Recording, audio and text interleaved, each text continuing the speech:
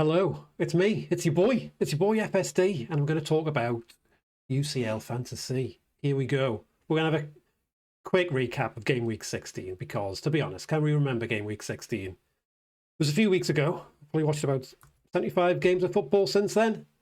But I do remember Arsenal kept a clean sheet. And I do remember Calafiori getting taken off before the clean sheet points were banked. That's always annoying, isn't it? You see, you can remember those little annoyances, can't you? The games themselves? No, too long ago. I also remember captaining Saka and crunching the numbers, interrogating them vigorously and deciding it was the best course of action to twist. Put it on Kane for absolutely no gain or loss in the end. So, that is that. Also one decision was I decided to bench KK and play Musiala. It didn't work out in the end. I lost 4 points. It's probably the reason for my slight red arrow, only of like about 100 places. What I did, it was, talking about numbers again, it was the right decision to play Musiala. I had gone in heavy on Bayern Munich attackers, so it did make sense to play him. Unfortunately, it didn't play very well. I remember that. So, where does that leave me now? I am just inside the top 2k. I've got the same amount of points as OR 2k. My goal is obviously to finish within 2k. Finish inside the top 1k, that's too many points away. 17 points. I'm not going to make that up unless I go totally differential. Billy Big Bollocks. Go in all in on Arsenal, which I'm not going to do. I mentioned before that my goal at the start of the season was finish inside the top 5k. I'm going to do that. Unless, well, even if I forget a set of team, I should be doing that. 26 points is a lot.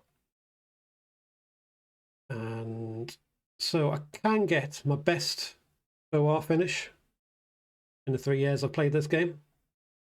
That's what I'm going to do. Have a look at what's... It's a bit of a disappointing graphic, isn't it, really? I mean, we've only got 2 teams. It's the final. And all the information you need to know is right here, isn't it? PSG are the slight favourites. There's not that... They're not...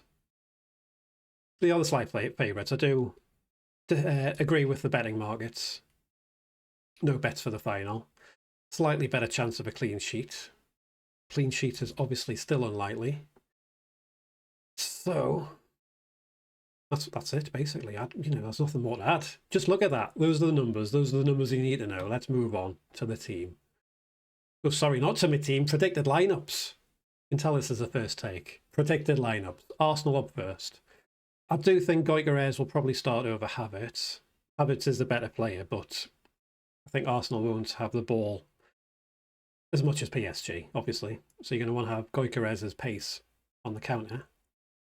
I think Trossard will get the nod over Martinelli. He seems to be favoured at the back end of this season. Zubimendi should come back in the team for this game. This big game. I don't think MLS will start over him.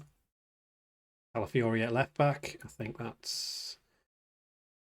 I think he'll start over Hincapi. And because White's injured, Timber hasn't played for a long time. Mosquera will probably start at right back. For PSG, there's going to be no surprises at all. That's the team. That's what it's going to be.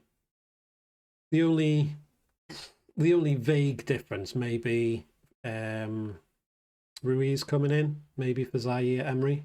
But I think this is what the team's going to be. All the predicted lineups are going to have this. So there's nothing too much to dwell because we'll get the deadline anyway. We'll get to see the teams before we make our decisions. And now for the big one, the big reveal.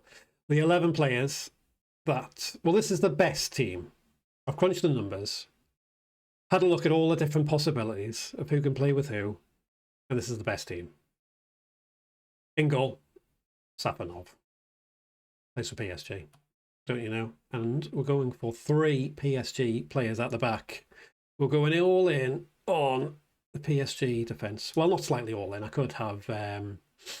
what's he called? Brazilian? Marquinhos in there as well.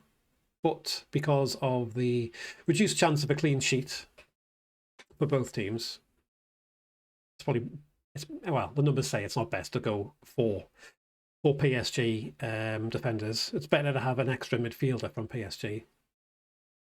You've got to have, I mean, everyone has got... Well, everyone's got Mendes. He is the highest owned defender.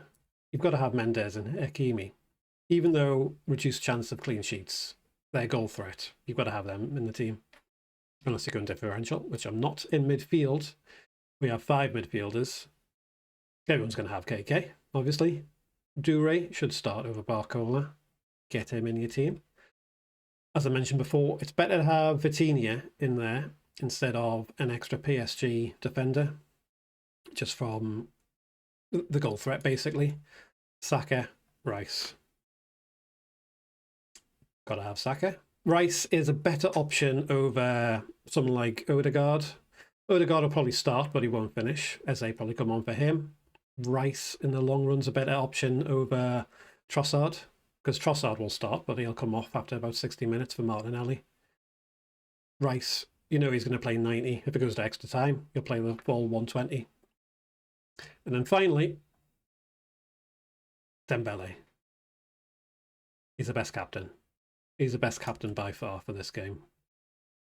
I think Gyökeres will start, so I'm going to have him in my team as well. If he doesn't, if Havertz does start, I'd have Havertz in instead. Whoever does start won't finish the game, but because they're playing up front, I'm going to have them in my team. So the only difference to my team is, because the makeup of my squad, I can't get to this. The only difference is I'm not going to have Vitinha in my team. I'm going to have Gabriel from Arsenal instead. The rest is going to look like this. And that's that. Not a lot to say. There's only one game to talk about. No chance of subs. Can't change your captaincy. That's it. Done. Quick talk about what I'm going to do over the summer. The next video will probably be a recap over the fantasy competitions that I've played this season. So FPL, UCL Fantasy. So yeah, I won that, don't you know? Spoiler alert. I also played Bundesliga Fantasy for about 6 game weeks and then gave up, so I can mention that. And then 2 weeks yesterday, we have the start of the World Cup, and I'm going to play the World Cup. I'm going to play the World Cup Fantasy. I'm going to get some content out because there's a gap in the market for people who know what they're talking about. I've seen a few of the videos and clueless. That's the word that comes to mind, clueless. People who don't know what they're doing. So obviously, I'm going to do some videos, include people up. Thank you for watching.